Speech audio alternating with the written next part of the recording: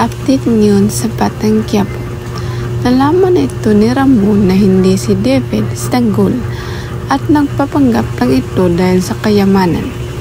Galit na galit itong si Ramon ni David sa mga nalalaman niya at nagwawala itong si Ramon. Agad naman hinahanap ni Ramon si David para magbayad sa kanyang kasalanan.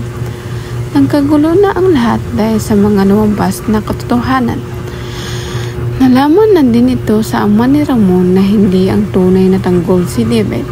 Ginagamit na sila ni David at Olga at dali-dali naman itong papalayo itong si David para hindi maabutan ni Ramon.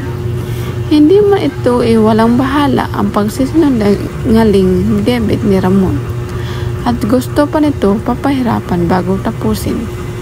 Ilang araw sa paghahanap ni Ramon kay David at ito'y nahuli na rin. Pinugbog itong si David ni Ramon para sa kasalanan niya.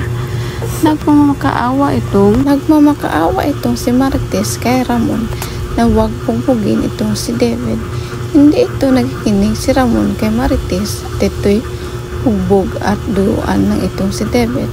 At ito ang narapat sa kanya at nalaman ng lahat ang bulyaso na itong si David at pabalik na ito sa kahirapan.